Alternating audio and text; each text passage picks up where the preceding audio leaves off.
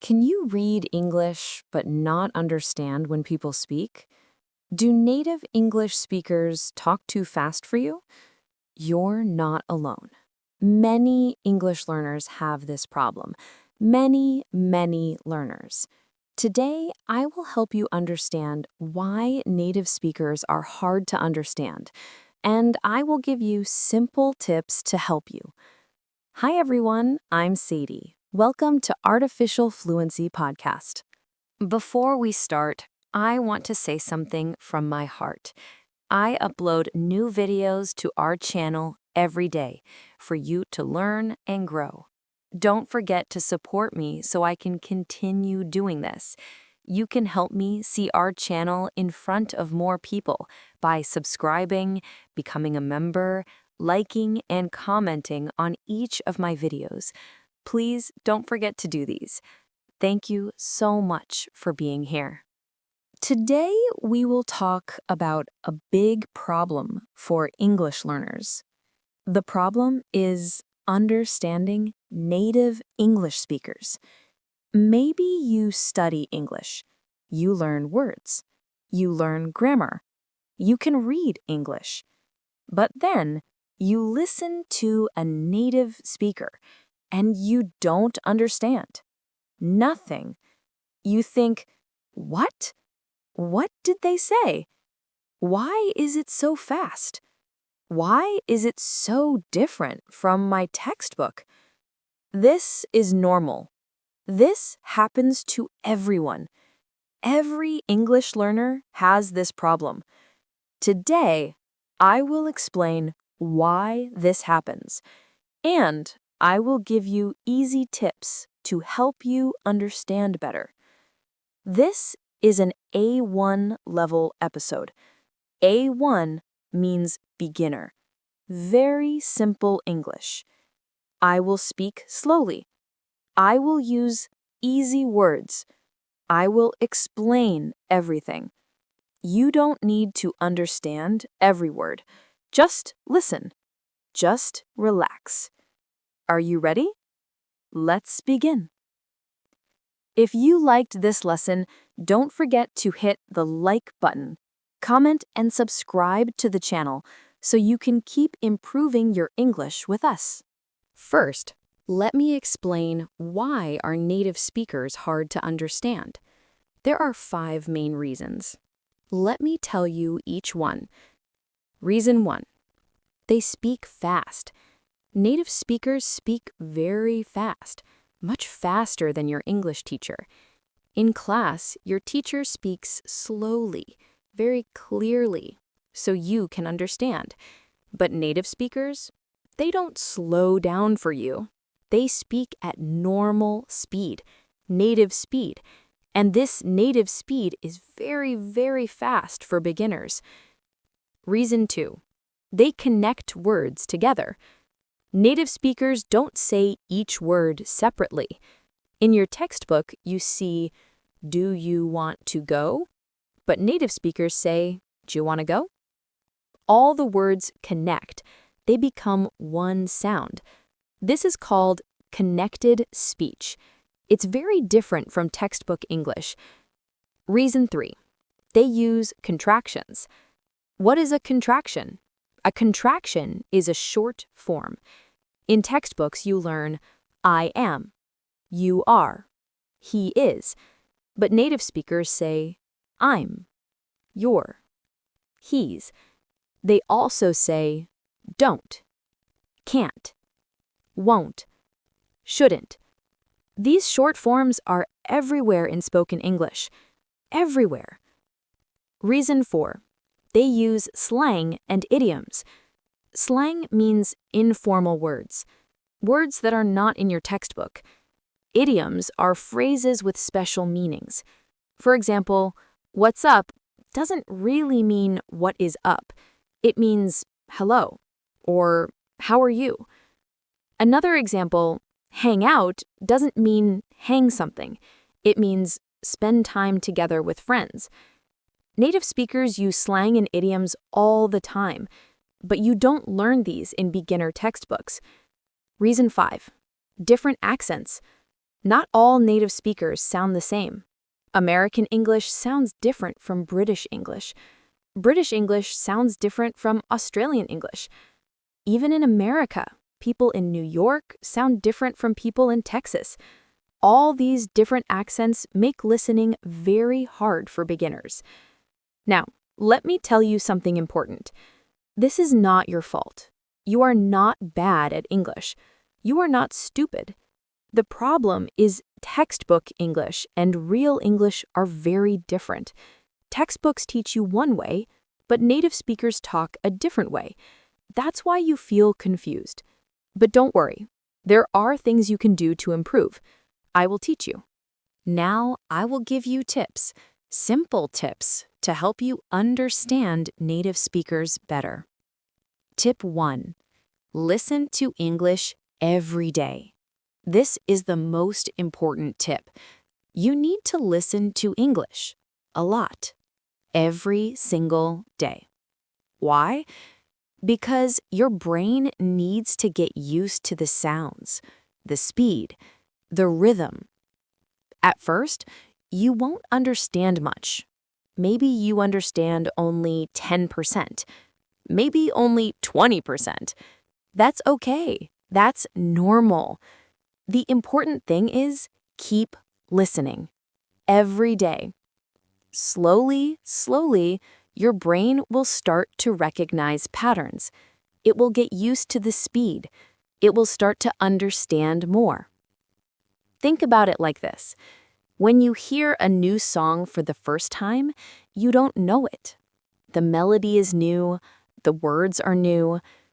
But if you listen to this same song 10 times, 20 times, you start to know it. You can sing along. English is the same. The more you listen, the more you understand. How much should you listen? Try to listen for at least 15 minutes every day. Even 10 minutes is good. You can listen while you eat breakfast, while you walk, while you clean your house, while you drive. What should you listen to?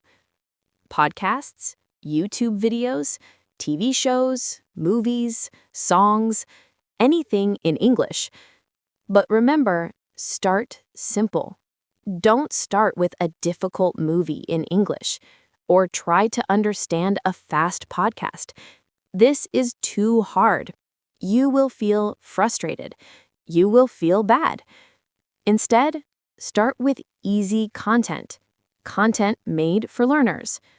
For example, listen to podcasts for beginners, like this one. Watch children's TV shows. They use simple English and speak more slowly. Watch videos with subtitles. You can read and listen at the same time. Listen to English learning channels on YouTube. Start easy. When easy becomes comfortable, try something a little harder. Step by step, little by little. Don't jump to difficult content too fast. Let me give you my own example. When I was learning another language, I tried to watch the news. It was too hard. I understood nothing. I felt terrible. So, I stopped. I started watching children's cartoons instead. Yes, cartoons. They were simple. The language was easy. I could understand. This gave me confidence. After a few months, I tried the news again. And guess what? I understood more. So don't be embarrassed to start simple. Simple is smart. Simple is the right way. If you liked this lesson, don't forget to hit the like button, comment, and subscribe to the channel so you can keep improving your English with us. Now let's talk about 2 more important tips. Tip 3. Learn common contractions. Remember I said native speakers use short forms? Contractions? You need to learn these. They are very important. Let me teach you the most common ones. To be contractions. I am equals I'm. You are equals you're. He is equals he's. She is equals she's. It is equals it's. We are equals we're. They are equals they're. Negative contractions. Do not equals don't. Does not equals doesn't. Did not equals didn't. Cannot equals can't. Could not equals couldn't. Would not equals wouldn't. Should not equals shouldn't. Is not equals isn't. Are not equals aren't. Was not equals wasn't. Were not equals weren't. Have not equals haven't. Has not equals hasn't. Will not equals won't. This one is special. These contractions are everywhere in spoken English. Everywhere. When you learn to recognize them, understanding becomes much easier. Practice listening for these short forms. Try to notice them when you listen to English. Tip 4. Learn about connected speech. Connected speech means words that join together. Let me give you examples. Example 1. Want to becomes wanna. I want to go sounds like I want to go. Do you want to eat sounds like do you want to eat? Example 2. Going to becomes gonna. I am going to study sounds like I'm gonna study. They are going to leave sounds like they're gonna leave. Example 3. Words with you. Did you sounds like did ya. Would you sounds like would ya.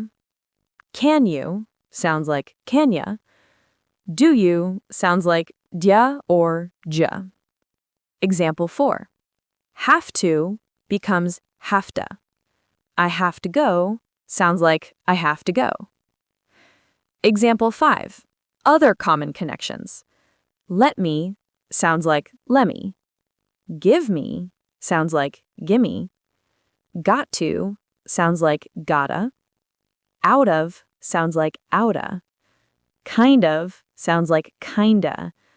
Sort of sounds like sorta. At first, these might sound strange to you, very different from textbook English. But these are how native speakers really talk. When you learn to recognize these patterns, you will understand much more. How can you practice this? Listen to English and try to notice when words connect. Try to notice when people say wanna instead of want to. You can also practice saying these yourself. Try speaking like a native speaker. This will help your brain recognize the sounds. Let me give you 2 more practical tips. Tip 5. Use subtitles. Subtitles are words at the bottom of the screen. When you watch movies or videos, turn on the subtitles in English. Why English subtitles? Why not your own language? Because English subtitles help you connect the sounds with the words. You hear the words, you see the words, your brain makes the connection. This is very powerful for learning. At first, you might need to pause the video, read the subtitle, listen again. That's okay. Take your time. Some people say, but using subtitles is cheating. No, it's not cheating. It's learning. It's smart. Many native speakers use subtitles too. When the audio is not clear, when there's background noise, when someone has a strong accent. So don't feel bad about using subtitles. They help you learn. Later, when your English gets better, you can try without subtitles. But for now, use them. Tip 6. Don't be afraid to ask people to repeat. This is very important for real conversations. When you talk to a native speaker and you don't understand, what should you do? Many students feel shy. They just nod and smile. They pretend to understand. But this doesn't help you learn. Instead, be brave. Ask them to repeat. Here are some useful phrases. Sorry, can you repeat that? Sorry, I didn't understand. Can you speak more slowly, please? What does that mean? Can you say that again? These phrases are very useful. Learn them. Use them. Most native speakers are happy to repeat. They are happy to help you. Don't feel embarrassed. Everyone learning a language needs to ask people to repeat. It's normal. I do this too. When I travel to another country, I ask people to repeat all the time. It's not embarrassing. It's brave. It shows you want to learn. It shows you're trying. So next time you don't understand, don't just smile and nod. Ask. Ask them to say it again. Now I want to talk about something important. Very important. Understanding native speakers takes time. A long time. You cannot do it quickly. You cannot do it in 1 month or 2 months. This is a journey. A long journey. And that's okay. That's normal. Let me tell you the truth, an honest truth. Even after years of studying English, you might not understand everything. You might still miss some words. You might still feel confused sometimes. And you know what? That's normal too. Even native speakers don't understand everything. Sometimes they miss words. Sometimes they ask, "What?" Or, "Can you repeat that?" So don't expect perfection. Don't expect to understand 100% of everything. Instead, celebrate small progress. Today, maybe you understand 20% of a conversation. Next month, maybe you understand 30%. 6 months later, maybe 50%. This is progress. This is success. Don't compare yourself to other people. Don't think, that person understands more than me. I'm so slow. No. Everyone learns at their own speed. Everyone has their own journey. Just focus on being better than yesterday. That's all. One more thing I want to say. Your accent is okay. Your mistakes are okay. Many English learners worry, my pronunciation is bad. Native speakers won't understand me. But here's the truth. English is a global language. There are many, many accents. American, British, Australian, Indian, Chinese, Spanish, Arabic, so many. Native speakers are used to hearing different accents. They can understand you. Don't try to sound exactly like a native speaker. That's not the goal. The goal is communicate. Share your ideas. Connect with people. If they understand you, that's success. So be patient with yourself. Be kind to yourself. Keep practicing. Keep listening. Little by little, day by day, you will improve. I promise. Let's review what we learned today. Why are native speakers hard to understand? 1, they speak fast. 2, they connect words together. 3, they use contractions. 4, they use slang and idioms. 5, they have different accents. What can you do to improve? Tip 1, listen to English every day. Tip 2, start with easy content. Tip 3, learn common contractions. Tip 4, learn about connected speech. Tip 5, use English subtitles. Tip 6, ask people to repeat. Remember, this takes time. Be patient. Be kind to yourself. Every day you listen, you improve. Even if you don't see it, your brain is learning. You're doing great. I'm proud of you for trying, for practicing, for being here. Keep going. Don't give up. You can do this. Thank you for listening today. Thank you for being part of our Artificial Fluency family. I will see you in the next episode.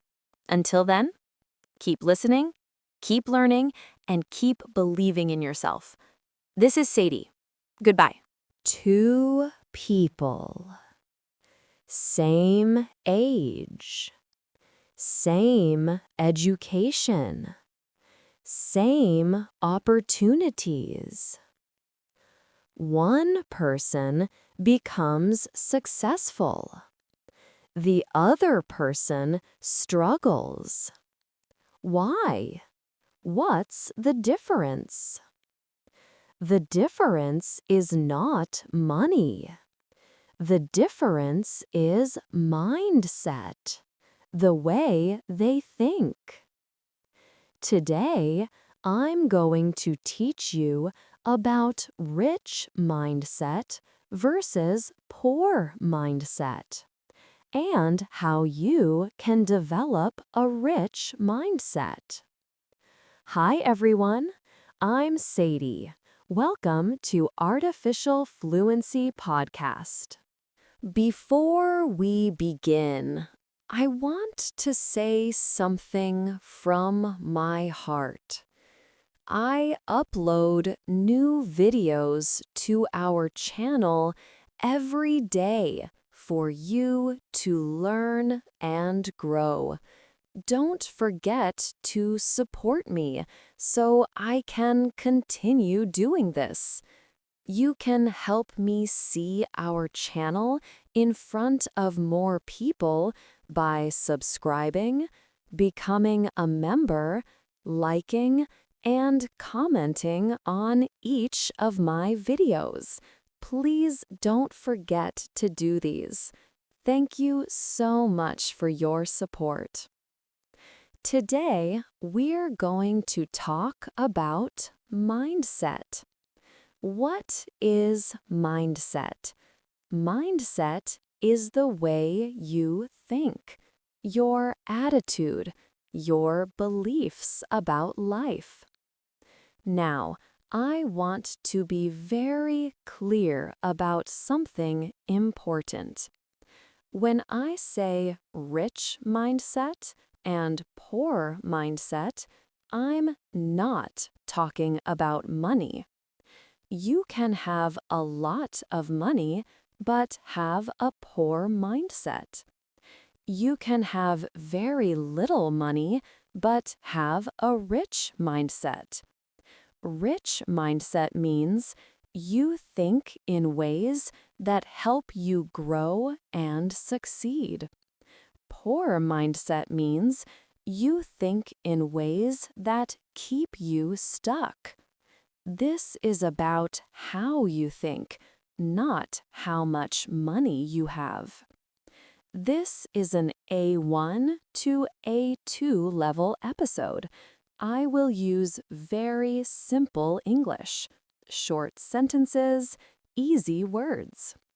Today, I will teach you 7 differences between rich mindset and poor mindset.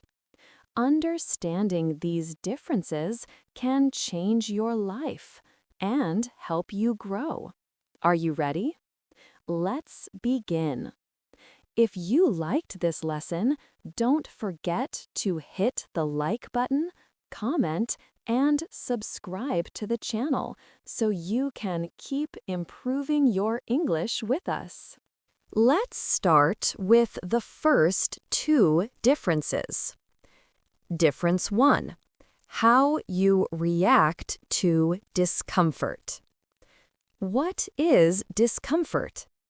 Discomfort means feeling uncomfortable, not comfortable. Maybe something is difficult, maybe something is new, maybe something makes you nervous. Everyone feels discomfort sometimes. The question is, what do you do when you feel uncomfortable? Poor mindset avoids discomfort, runs away from it. When something is difficult, they stop, they quit. They think, this is too hard, I should stop. Rich mindset accepts discomfort, embraces it. When something is difficult, they keep going. They understand growth happens when I'm uncomfortable. Let me give you an example. Imagine two people learning English. Person A with poor mindset, they try to speak English. They make a mistake. They feel embarrassed, so they stop speaking. They think, English is too hard. I give up. Person B with rich mindset, they try to speak English. They make a mistake. They feel embarrassed, but they keep speaking. They think, mistakes help me learn. I will keep trying.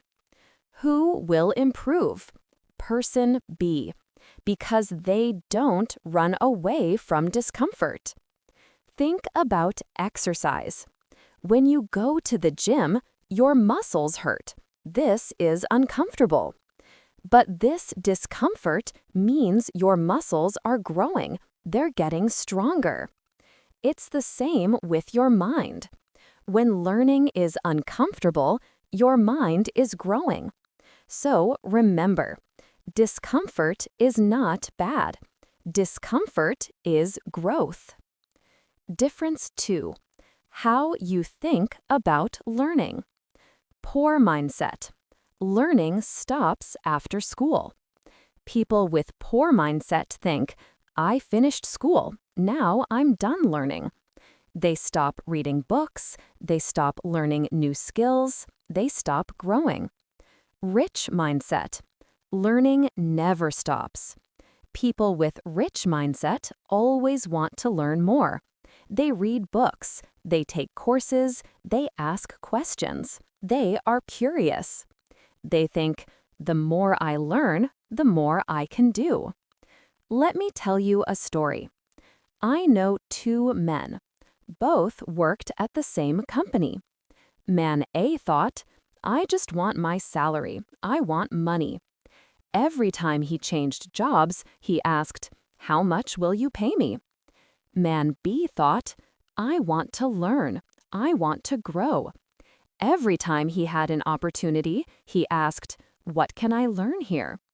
Man A changed jobs many times. He always chased higher pay, but he never learned much. Man B stayed at one company longer. He learned everything about the business, how it works, how to solve problems, how to lead. After 5 years, who was more successful? Man B. Why? Because he focused on learning, not just earning. Skills last forever. Money comes and goes. But skills, they stay with you. So always keep learning. Read, watch videos, take classes, be curious. When you learn, you grow. When you grow, opportunities come. If you liked this lesson, don't forget to hit the like button, comment, and subscribe to the channel so you can keep improving your English with us. Now, let's talk about the next two differences, money and fear. Difference 3. How you use money and time. Poor mindset spends money on appearances. What does appearances mean? How you look, your image. People with poor mindset buy expensive clothes, expensive phones, expensive cars. Why? To look successful, to impress people. They think, I work hard, I deserve this nice thing now. But these things don't help them grow. These things lose value quickly. Rich mindset invests in assets. What is an asset? Something that gives you value in the future. People with rich mindset use money and time to build things that last. Maybe they take a course to learn a new skill. Maybe they buy books. Maybe they start a business. Maybe they invest money that will grow. They think, let me build something that will help me later. Think about it this way. Buying expensive shoes is like buying fake flowers. They look nice today, but they don't grow. They stay the same. Then they get old. Learning a new skill is like planting a tree. At first, you don't see much, but it grows, and later it gives you fruit. It gives you shade. It gives you value for many years. Which is better? The tree. Now, I'm not saying never buy nice things. It's okay to enjoy life. But rich mindset people think about the future. They build first, then they enjoy. Difference 4. How you handle fear. Everyone feels fear. Rich people feel fear. Poor people feel fear. Everyone. The difference is, what do you do with that fear? Poor mindset. Fear stops them. When they feel afraid, they stop. They don't try. They think, I'm scared, so I won't do it. Fear makes their decisions. Rich mindset. Fear doesn't stop them. They feel afraid, but they do it anyway. They think, I'm scared, but I'll try. They know confidence doesn't come before action. Confidence comes after action. Let me give you a personal example. When I started this podcast, I was terrified. I thought, what if people don't like my voice? What if I make mistakes? What if I fail? I was very scared. But I had two choices. Choice 1, let fear win. Don't start. Stay safe. Choice 2, feel the fear, but start anyway. I chose choice 2. And yes, I was nervous, but I did it. And you know what? The fear got smaller.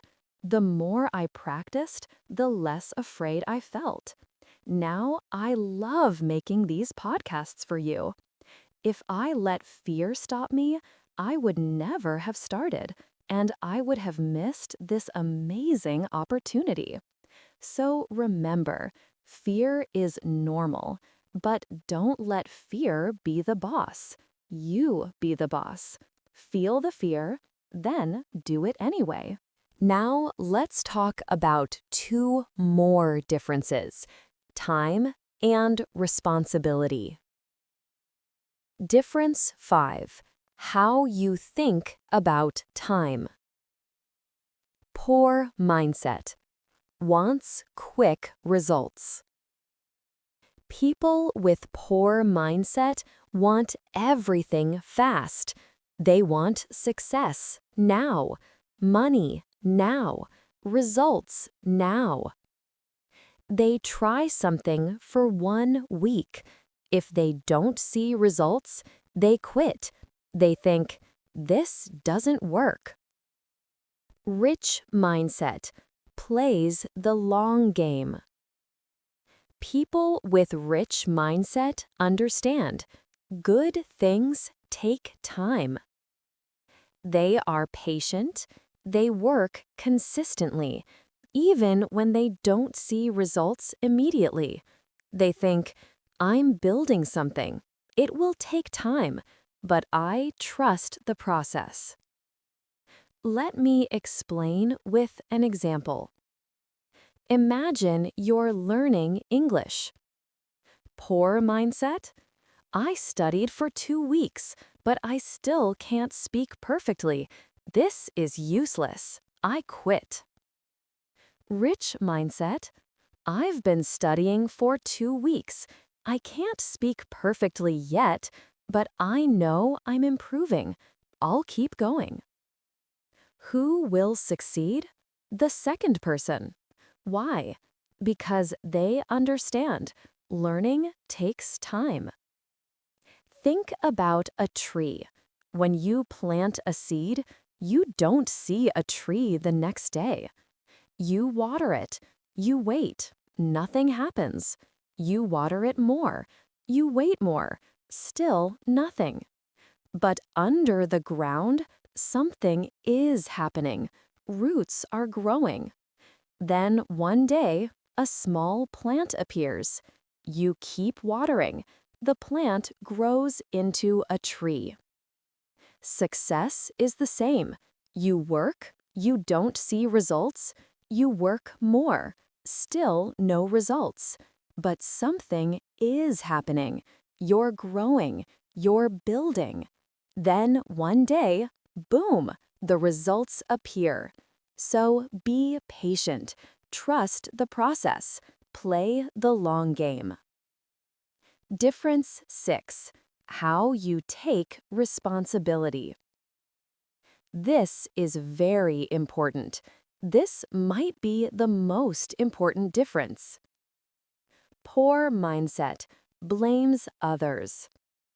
When something goes wrong, they blame. They make excuses. It's not my fault. The economy is bad. I didn't have opportunities. Other people had it easier. They always point the finger at someone else or something else. Rich mindset takes ownership. When something goes wrong, they look at themselves first. They ask, what could I do differently? What can I learn from this? How can I improve? They take responsibility. They take control. Let me tell you why this is so powerful. When you blame others, you give away your power. You're saying, I'm helpless. I can't change anything. But when you take responsibility, you take back your power. You're saying, I can do something. I can change. I can improve. Here's a true story. I once missed an important opportunity. At first, I was angry. I blamed bad timing. I blamed other people. I blamed everything. But then I stopped and I asked myself, what could I have done differently? And I realized I could have prepared better. I could have asked more questions. I could have acted faster. These were things I could control. Blaming others made me feel weak and angry, but taking responsibility made me feel strong and motivated to improve. So remember, you can't control everything in life, but you can always control your response, your effort, your attitude. Take responsibility. Take back your power. Now, the final difference. And this is beautiful. Difference 7. How you see other people's success. Poor mindset. Competition. People with poor mindset see success as a competition, like a race. If someone else wins, they think, I lose. They feel jealous when others succeed. They feel threatened. They think, there's not enough success for everyone. They ask, what can I get? Rich mindset. Contribution. People with rich mindset see success differently. They believe there's enough success for everyone. When someone else wins, everyone wins. They feel happy when others succeed. They want to help others grow. They ask, What can I give? Let me explain with a beautiful example. Imagine you have a candle. The candle is lit. It gives light. Now, someone else wants light too. So you use your candle to light their candle. What happens to your candle? Does your light get smaller? No, your light stays the same. But now there are two lights. The room is brighter. This is rich mindset. Helping others doesn't hurt you. It makes everything better. I'll give you a personal example. This podcast. Why did I start it? To compete with other English teachers? No. I started it to share, to help, to contribute. When you succeed in English, I don't lose anything. I gain something. I gain the joy of knowing I helped you. And when I help you, maybe one day you'll help someone else. And the good keeps spreading. This is beautiful. This is rich mindset. So celebrate when others succeed. Help people when you can. Share what you know. Success is not a pizza where one person's slice makes the pizza smaller for others. Success is like light. Sharing it makes everything brighter. We've talked for 30 minutes today about rich mindset versus poor mindset. Let me remind you of the 7 differences. 1. Rich mindset embraces discomfort.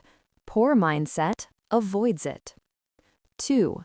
Rich mindset learns forever. Poor mindset stops learning after school. 3.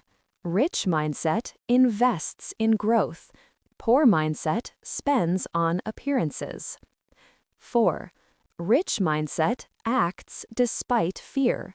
Poor mindset lets fear decide. 5. Rich mindset is patient. Poor mindset wants quick results. 6. Rich mindset takes responsibility. Poor mindset blames others. 7. Rich mindset contributes. Poor mindset competes. Now, here's the good news. You can change your mindset. Your mindset is not permanent. It's not stuck. You can choose every day to think differently. Start small. Pick one thing from today's lesson. Maybe decide, I will not quit when things get uncomfortable. Or, I will stop blaming and start taking responsibility. Just one change, one decision. That's how it starts. Remember, rich mindset is not about money. It's about growth.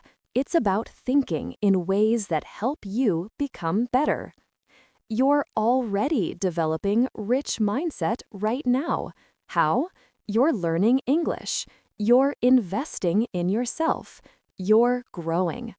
Be proud of yourself. You're on the right path. Thank you for listening today. Thank you for being here. Thank you for wanting to grow.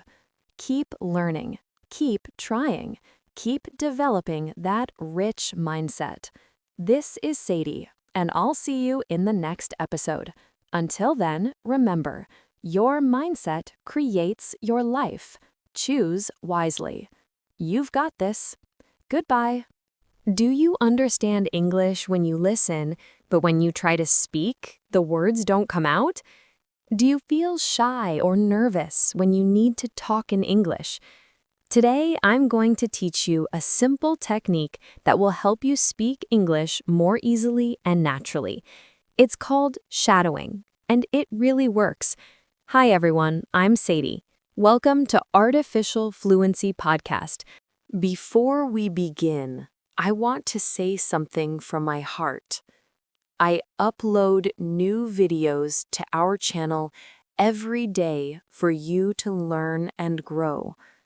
Don't forget to support me so I can continue doing this. You can help me see our channel in front of more people by subscribing, becoming a member, liking, and commenting on each of my videos. Please don't forget to do these. Thank you so much for your support. Today is a special episode. Today we will practice speaking together. Not just listening, speaking. I will teach you a technique called shadowing. This is a very powerful way to improve your English speaking. What is shadowing? I'll explain in a moment. But first, let me tell you, this episode is interactive. That means you need to participate. You need to speak out loud. Don't be shy. Nobody can hear you. You're alone. It's safe. Speaking out loud is the only way to improve your speaking. So today, please speak with me. This is an A1 to A2 level episode. I will use very simple English, very clear, very slow. Are you ready to practice speaking? Let's begin. If you liked this lesson, don't forget to hit the like button, comment, and subscribe to the channel so you can keep improving your English with us. First, let me explain what is shadowing. Shadowing is very simple. You listen to English, and you repeat what you hear. Immediately. Like an echo. Imagine someone says, "Hello, how are you?" You say, "Hello, how are you?" They say, "I'm fine, thank you." You say, "I'm fine, thank you." You copy everything, the words, the pronunciation, the rhythm, the feeling. You are like a shadow. A shadow follows you everywhere. It copies your every move. That's why we call it shadowing. Now, why is shadowing so powerful? Let me explain 3 reasons. Reason 1, it trains your mouth. Speaking English uses different muscles than your native language. Your tongue needs to move in new ways. Your lips need to form new shapes. When you shadow, you practice the physical movements of speaking English. At first, it feels strange. It feels difficult. But with practice, it becomes easier and more natural. Reason 2, it improves your pronunciation. When you shadow, you copy the exact sounds you hear, the correct pronunciation. You learn how words really sound, not how they're spelled, but how they're spoken. This helps you sound more natural, more like a native speaker. Reason 3, it builds your confidence. The more you speak, the more confident you become. Shadowing is a safe way to practice. You're alone, nobody is judging you, you can make mistakes, you can practice without fear. And every time you shadow, you become a little bit braver, a little bit more confident. Now, here's something important. You don't need perfect grammar to sound natural. You need clarity, practice, and confidence. What does clarity mean? It means speaking clearly so people can understand you. You don't need to be perfect. You just need to be clear and confident. Shadowing helps you with this. Now, let me teach you how to shadow correctly. There are 3 steps. Step 1. Listen. First, just listen. Don't speak yet. Just listen to the whole sentence. Try to understand the meaning. Listen to the pronunciation. Listen to the rhythm. Step 2. Repeat. Now, repeat the sentence. Try to copy everything. Copy the pronunciation. Copy the rhythm. Copy the feeling. Don't worry if you can't say it perfectly. Just try your best. Step 3. Practice again. Repeat the sentence again and again until it feels more natural. The more you repeat, the easier it becomes. That's it. 3 simple steps. Now, today we're going to practice a special kind of shadowing. I will ask you questions, personal questions about you. First, I will give you an example answer. You will shadow my answer. You will repeat after me. Then I will give you time to answer with your own answer, your own information about your life.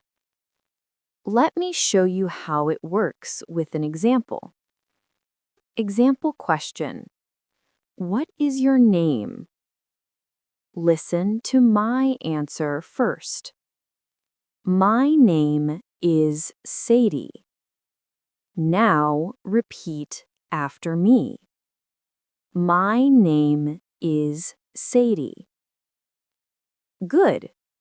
Now answer with your name.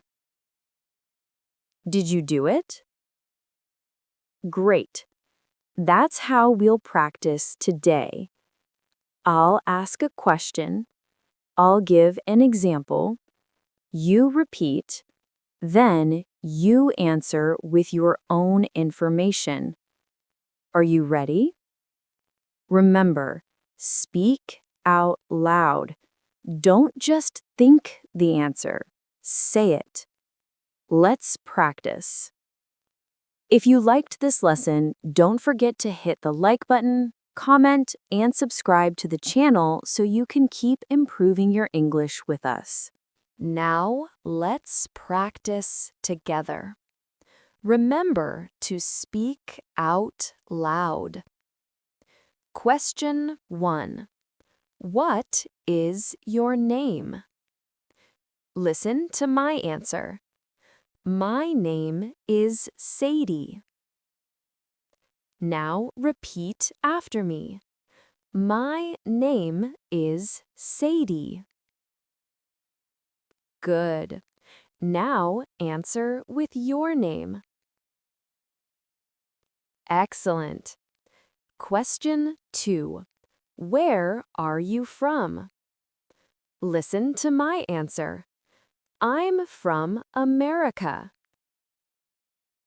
Now repeat. I'm from America. Now answer with your country. Great job.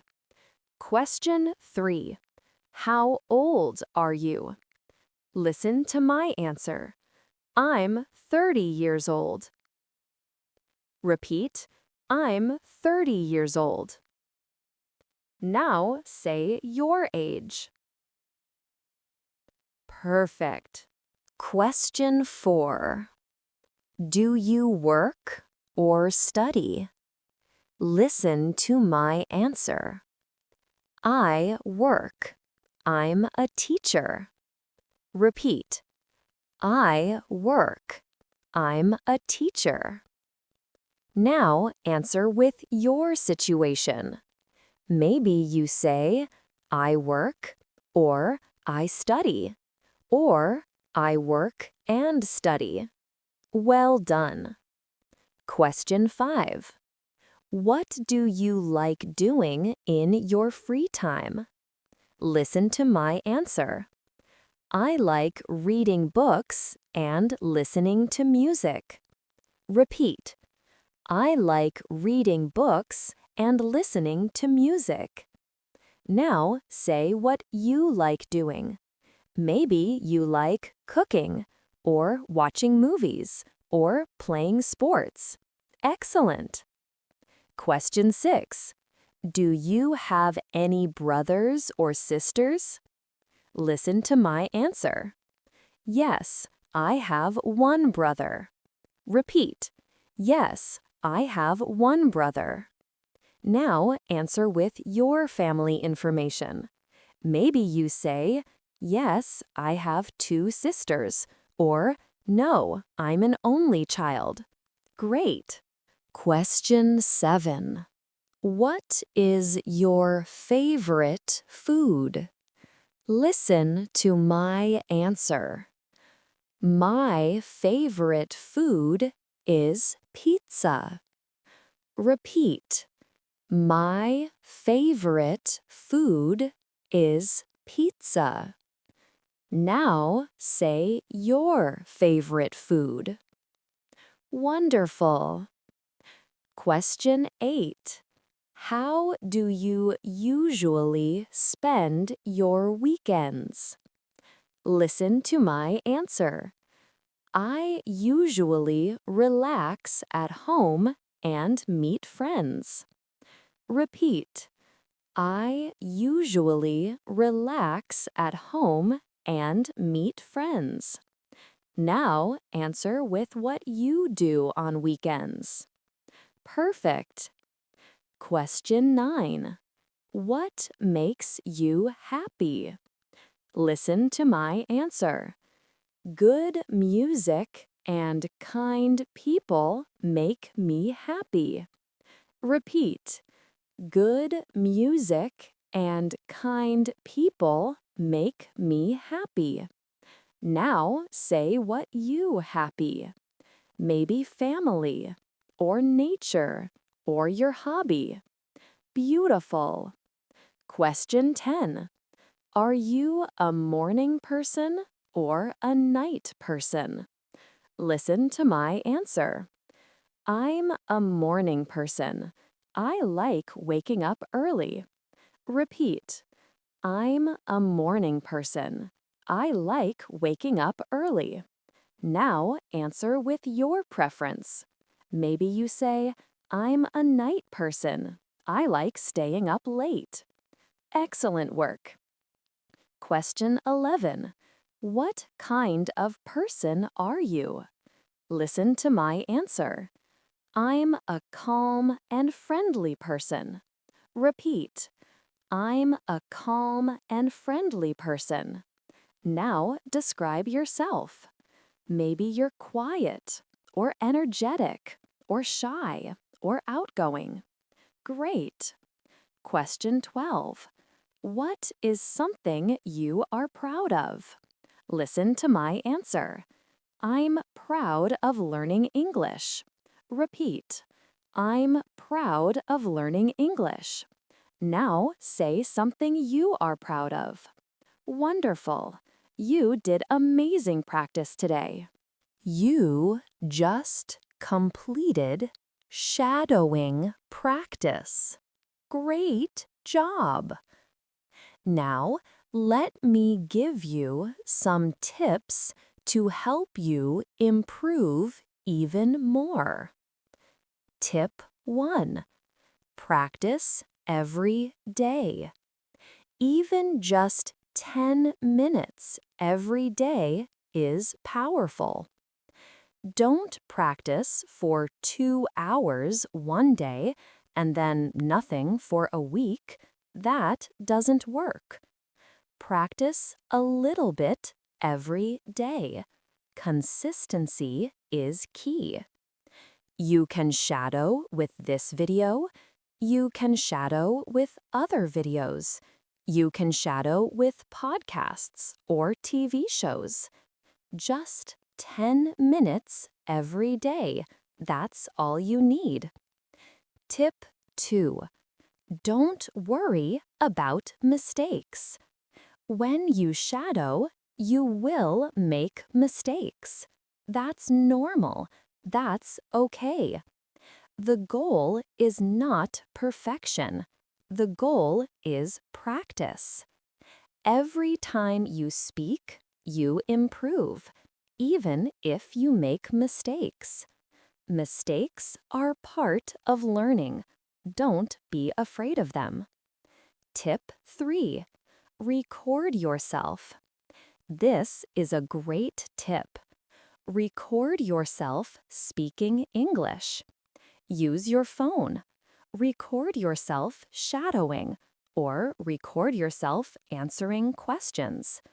Then listen to the recording. How do you sound? This helps you hear your own pronunciation. You can notice what you need to improve. Tip 4. Speak with feeling. Don't speak like a robot. Speak with emotion, with feeling. When you say, "I'm happy," sound happy. When you say, "I'm tired," sound tired. This makes your English more natural, more real. Tip 5. Be patient with yourself. Learning a language takes time. It's not fast. Some days you'll feel great. Some days you'll feel frustrated. That's normal. That's part of the journey. Be patient. Be kind to yourself. Keep practicing. You're doing great. I'm proud of you. We practiced together for 30 minutes today. You did wonderful work. Let me remind you of the most important things. 1. Shadowing means listening and repeating, like an echo. 2. Shadowing trains your mouth, improves your pronunciation, and builds your confidence. 3. Practice every day, even just 10 minutes. Consistency is more important than perfection. 4. Don't be afraid of mistakes. Mistakes are part of learning. 5. You don't need perfect grammar. You need clarity, practice, and confidence. I want you to remember something very important. Every time you speak English, you're being brave. You're trying something difficult. You're growing. Be proud of yourself. You're doing amazing. Keep practicing. Keep shadowing. Keep speaking. Your English will improve. I promise. Maybe not today, maybe not tomorrow, but little by little, day by day, you will get better. And one day, you'll speak English easily and naturally, without thinking, without fear. That day will come. Keep going. Thank you for practicing with me today. Thank you for being here. Thank you for being brave enough to speak out loud. I believe in you. You can do this. This is Sadie, and I'll see you in the next episode. Until then, keep speaking, keep practicing, keep being amazing. You've got this. Goodbye. What do you love to do? What makes you happy? Maybe you love cooking. Maybe you love music. Maybe you love sports or video games or reading. Did you know you can use the things you love to learn English faster and easier? Today, I'm going to teach you a secret about learning English, a secret that will make learning fun. Hi everyone, I'm Sadie. Welcome to Artificial Fluency Podcast.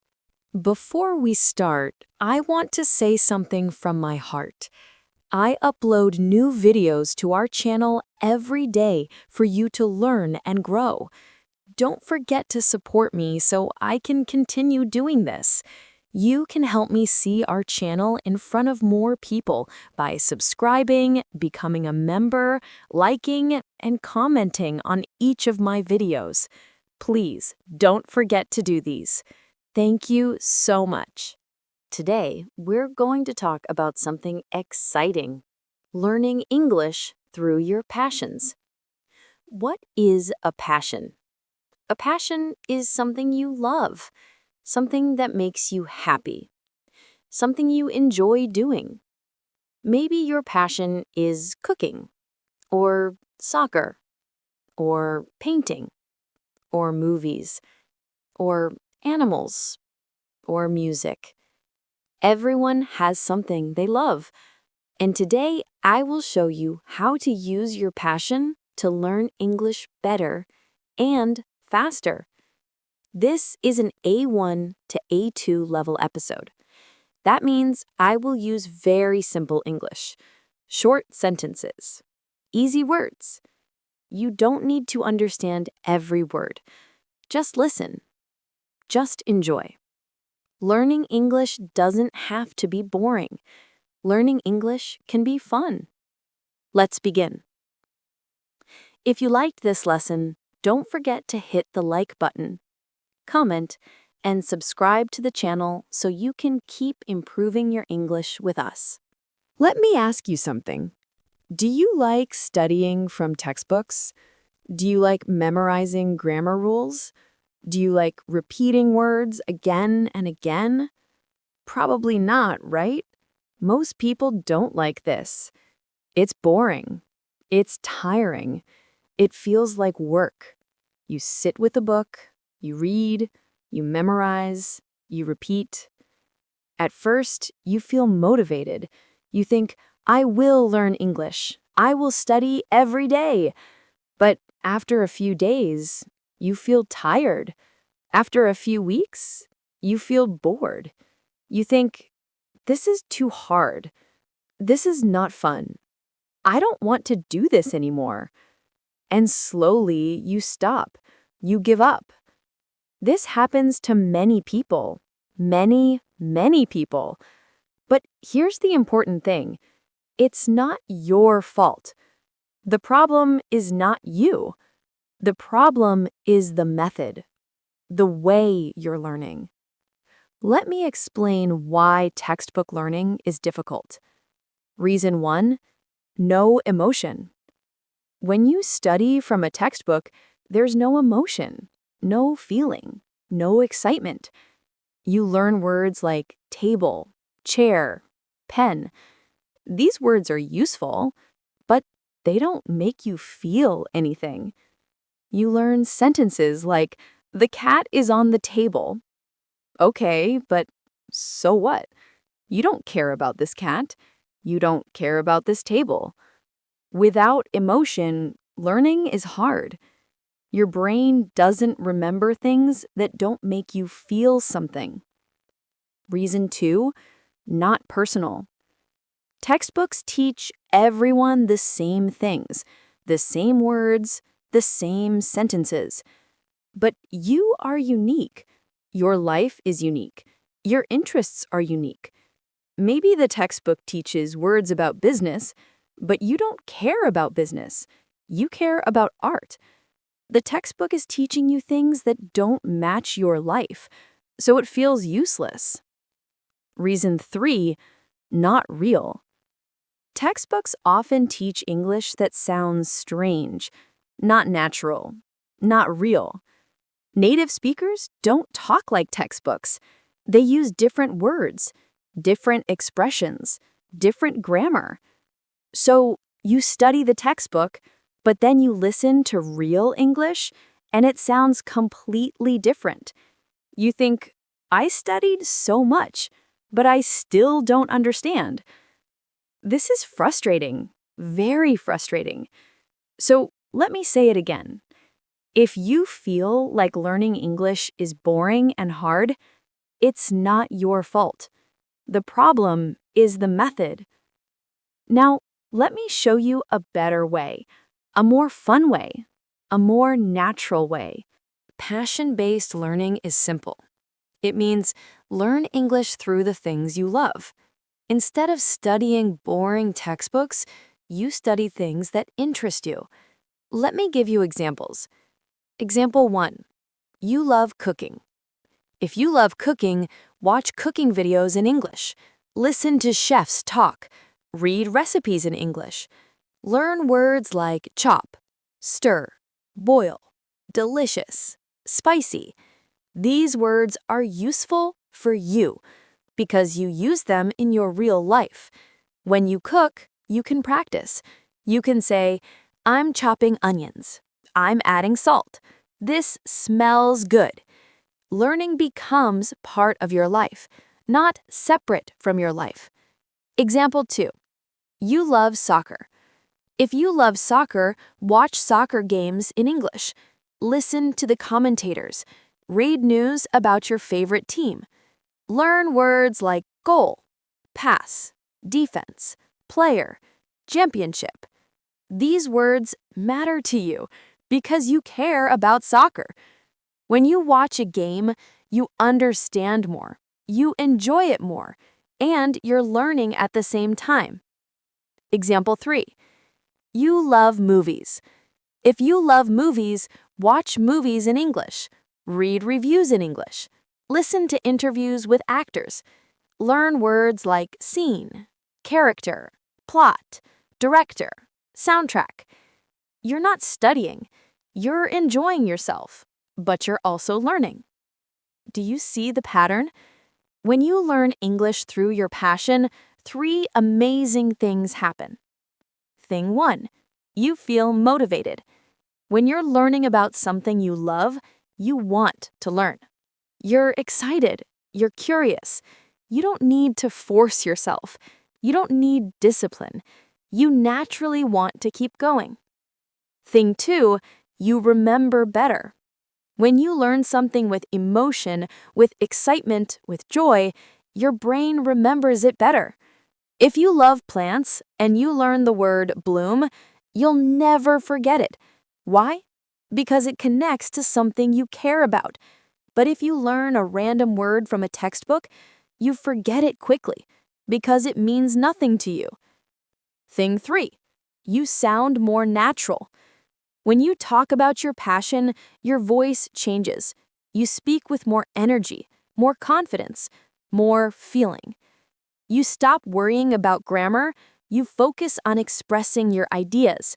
And this is exactly how natural English sounds. Let me tell you something important. When your heart opens, your words come out more easily. What does this mean? It means when you talk about something you love, speaking becomes easier. The words flow. The fear disappears. You're not thinking, is my grammar correct? Am I making mistakes? You're thinking, I want to share this. I want to tell you about this amazing thing. And that is when real learning happens. If you liked this lesson, don't forget to hit the like button, comment, and subscribe to the channel so you can keep improving your English with us. Okay, so you understand passion-based learning. Now let's talk about how to do it. I'm going to give you 4 simple methods. You can start using them today. Method 1, watch and listen in English. Find videos, podcasts, or shows about your hobby in English. You love fitness? Watch workout videos in English. You love fashion? Watch fashion shows in English. You love history? Listen to history podcasts in English. Start with things that have visuals. Videos are easier than just audio because you can see what's happening. Don't worry if you don't understand everything. Just listen. Your brain is learning even when you don't notice. Method 2, keep a passion journal. Every day, write 2 or 3 sentences about your hobby in English. It's that simple.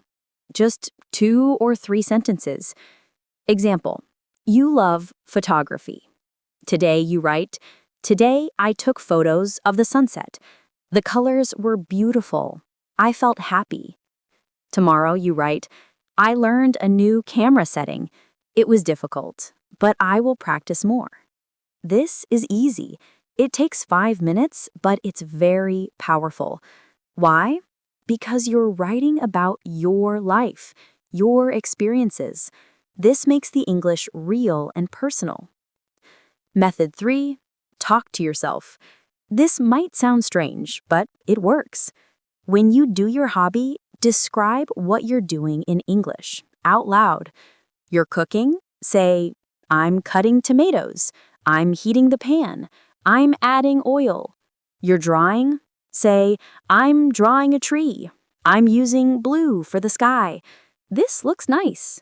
You're alone. Nobody is listening, so don't be shy. This connects the language to the action. It makes English natural, like a habit.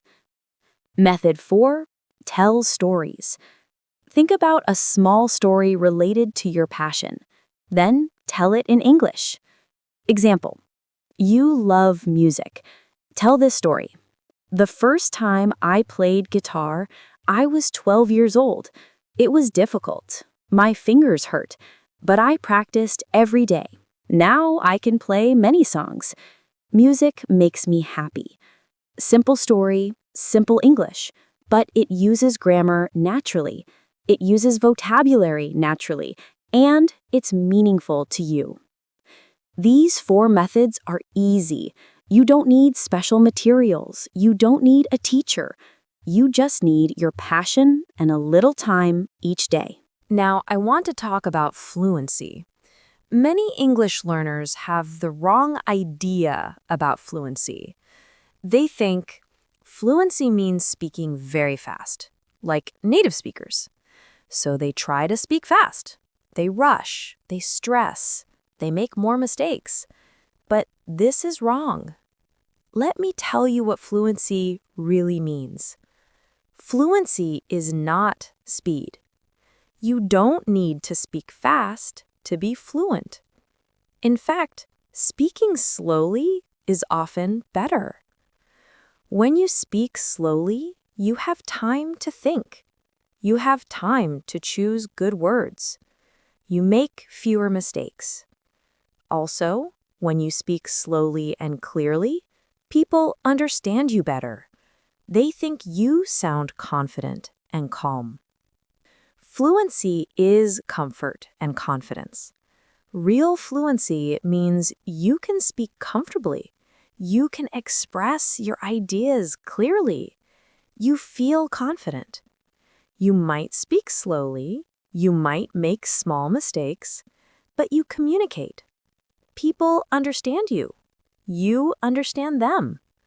That's fluency. Think about it this way.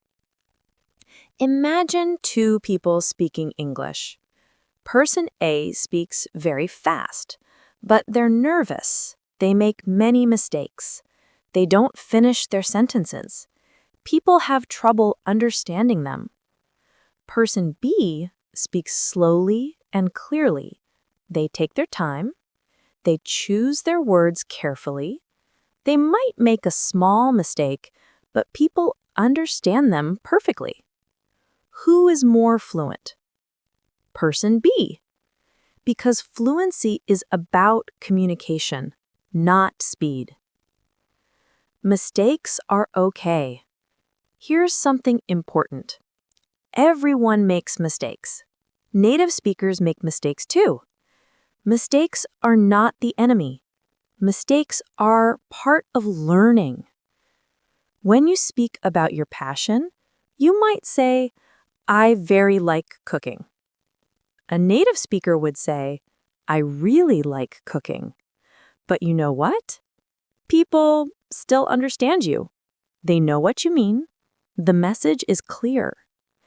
Don't let fear of mistakes stop you from speaking. The important thing is to communicate, to share your ideas, to connect with people. Fluency is not the absence of mistakes.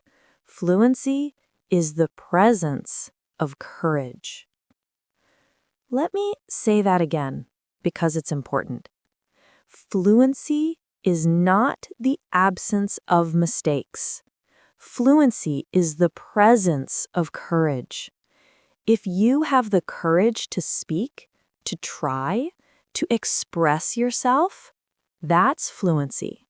Now, I want to talk about something beautiful, something that happens when you learn English through your passions. You connect with people from all over the world. Let me explain. Imagine you love gardening. You learn English words about plants, seeds, soil, flowers. Then you find a gardening group online. People from England, America, Australia, India, Japan, all talking about gardening in English. Suddenly, you have friends all over the world, friends who share your passion. You can ask questions. How do I grow tomatoes? They help you. You can share your success. Look at my roses, they're beautiful. They celebrate with you. English becomes a bridge that connects you to people you would never meet otherwise. This is so powerful, so meaningful. You're not learning English just to pass a test. You're learning English to share your passion with the world. This gives you a strong why, a strong reason to keep learning. Your why is, I want to share my love of music with people around the world. Or, I want to learn from chefs in different countries. Or, I want to discuss books with readers everywhere. When you have a strong why, learning becomes easy because you want to learn. You need to learn to achieve your goal. Also, something beautiful happens. When you talk about your passion with others, they see your joy. They see your excitement. They feel it. And this inspires them. Maybe someone was feeling sad, but they listen to you talk about your hobby with so much love, and they feel better. They feel inspired. You give them courage to pursue their own passions. This is the true power of language. Not perfect grammar, not fancy words, but connection, emotion, sharing joy. We have talked for 30 minutes today about learning English through your passions. Let me remind you of the most important ideas. 1. Traditional textbook learning is boring because it has no emotion, it's not personal, and it's not real. 2. Learn English through things you love. This makes learning fun, easy, and natural. 3. Use 4 methods. Watch videos, keep a journal, talk to yourself, and tell stories. 4. Fluency is not speed. Fluency is comfort, confidence, and courage. 5. English connects you to people who share your passions all over the world. I want to give you homework. Very simple homework. Think about one thing you love. Just one. Cooking, music, sports, art, animals, games, anything. Now, this week, do one English activity related to your passion. Watch one video about your hobby in English. Or write 3 sentences about it in English. Or find one article about it in English. Just one small thing. That's all. Do this and you'll see. Learning English can be joyful. It can be easy. It can be fun. You don't need to force yourself. You don't need to suffer. You just need to follow your heart. Your passion is the key. Use it. Thank you for listening today. Thank you for being here. Thank you for wanting to grow. You're doing amazing. I'm so proud of you. Remember, when your heart opens, your words come out more easily. This is Sadie, and I'll see you in the next episode. Until then, enjoy your passions, and enjoy English. You've got this. Goodbye.